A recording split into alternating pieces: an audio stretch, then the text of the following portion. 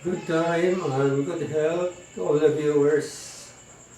Because of enlightenment that come to me last July 23, 2020, seeing, share your acquired knowledge to the people about the music notes and symbols while you are still alive.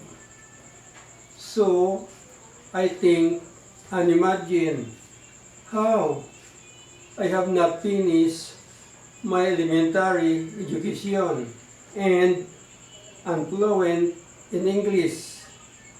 But because of the instruction that was given to me as my time in this world, like a setting sunset in the horizon, I dig my music book and I saw dated 1984. So I relearn and enhance. To my viewers, listeners, and beginners, if you're willing to understand, learn the notes and symbol of the music, you can relearn with me. And to those who do not understand yet, you can join. Just download the video on your apps and you can review. Or you listen carefully and follow what I do.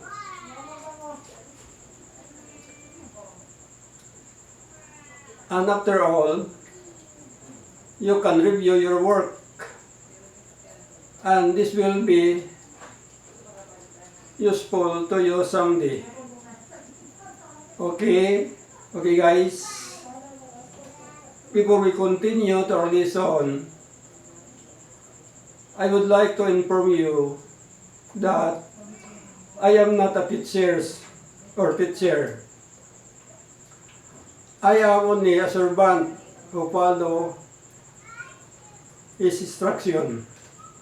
So, you cannot expect perfect illustration. Okay guys, let's start. Look at the upper board. You can see alphabet letters. These letters, A to C, we can use to compose a music or lyrics and also to the stop. And the next, dotted dash line 1 to 10, we use also to lesson illustration. And this is the date, our start. My family name, Gallego. My town, Pulumulok. The title of our lesson, we learn the notes, beats, stop, etc. in 80% more or less as I can.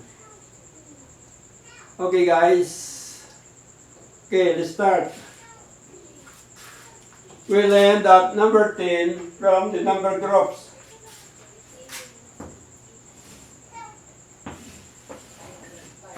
This figure is number 10. If we take out the number 1, the remaining is 0 or circle. 0 means no value. But if we call circle in music theory, this is called whole note. Whole note meaning receive 4 beats or as 4 count. Okay, remember to the beginners, this is whole note in the music. Receive 4 beats. If the number 1 we take out and use 2 bar inside the circle, like this, the whole knot divide into two. One side, one half, one side, one half.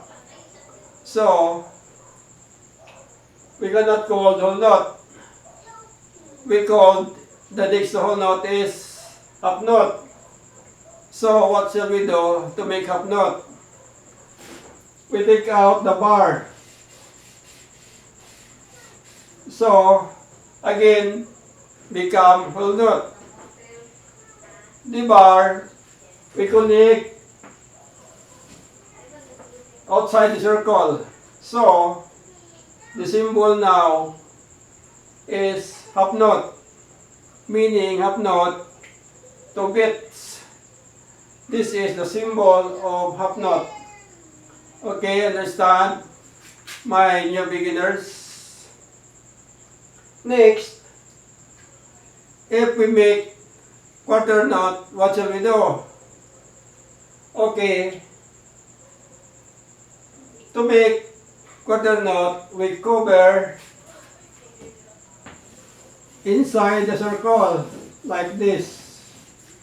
So, the half knot become quarter knot, meaning receive 1 bit. Okay, understand?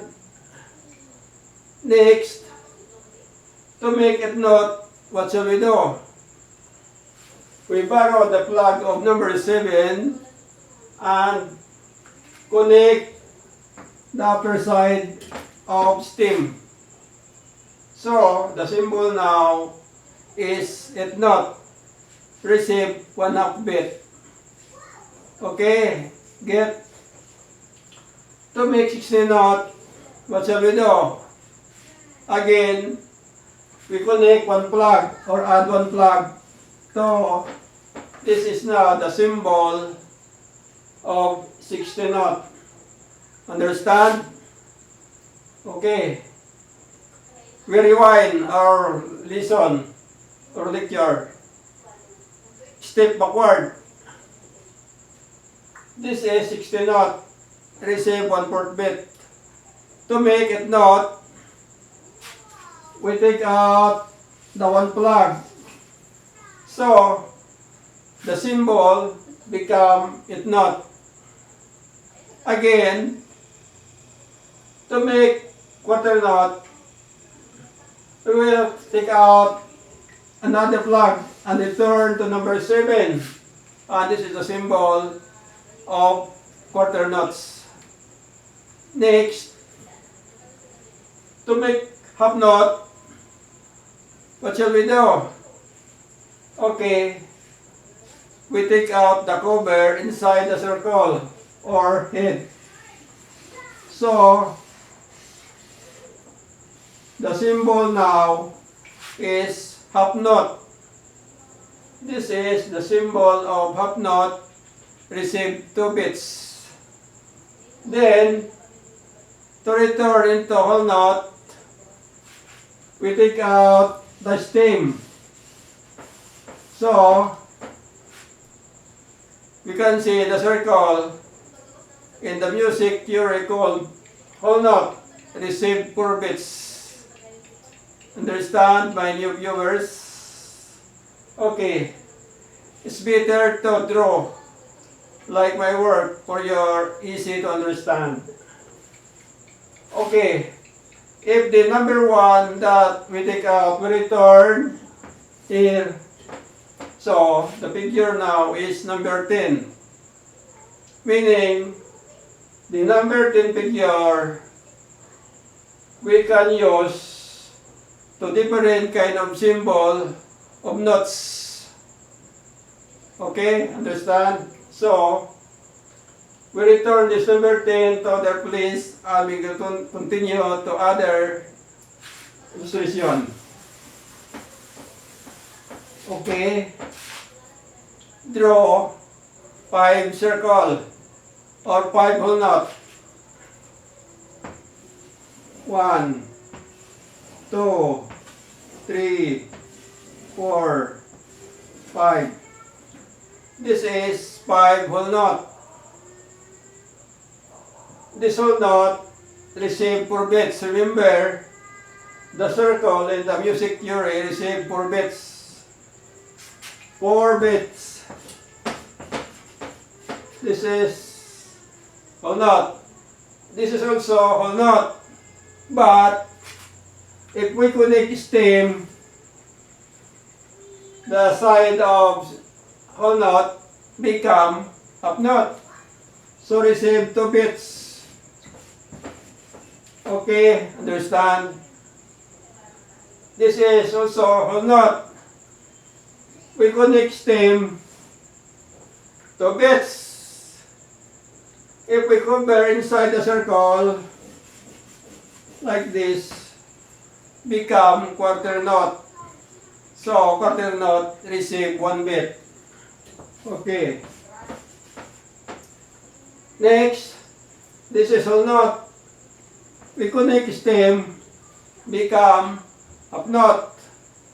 We cover inside the circle, become quarter note. We add 1 plug, become eighth note. Okay, understand? Receive 1/2 bit.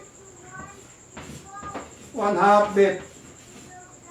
So, the last whole note, we connect stem, become up note. We cover inside the circle, become quarter note. We connect 1 plug, the same eighth note.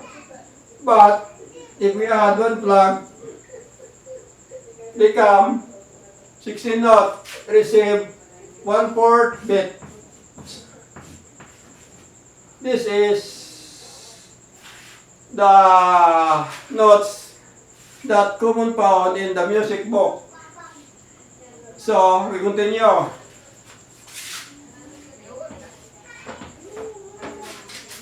How many half note in one whole note? Okay, 2 half note. 2 half note equals 1 whole note. And how many quarter notes in 1 half note? The same. 2 quarter note equals 1 half note. Next, how many eighth note in 1 quarter note? The same.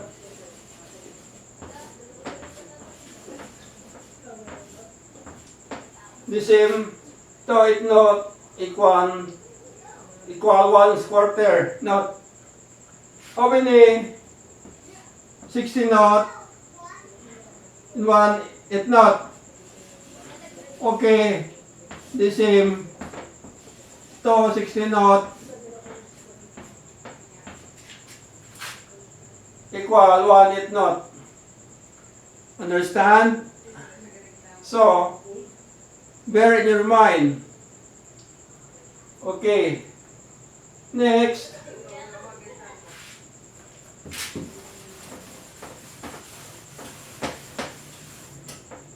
Okay. This is line.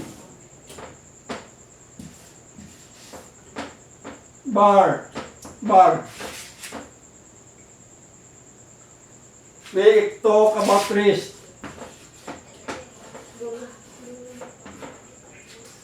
The wrist of whole note below the line. The box. Below the line, the box. Wrist of whole note. The wrist of half note above the line. Remember this sign of wrist. Whole note, half note. And the wrist of quarter note like this. Like a flying bird. Okay. And the wrist of eighth note, 1 plug. And the wrist of 16 note, 2 plug. like this. Okay. Remember, the equivalent of wrist, this is equivalent of knots and wrist. So, if you copy this, easy to review your work. Now, we continue. I will give you assignment. How many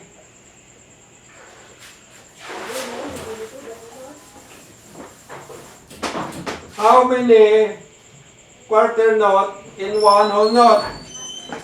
How many? Okay. Number 2 assignment. How many eighth note in one half note? That is number 2 assignment. And number 3 assignment,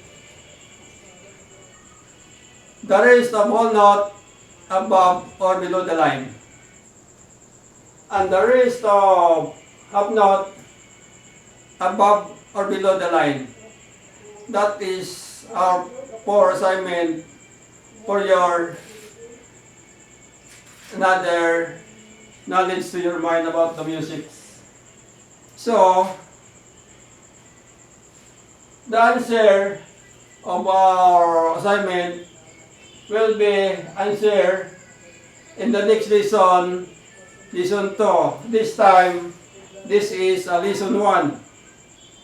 So, my dear student, listeners, viewer, and beginners, I will call you student because you are listening and watching our lecture or lesson.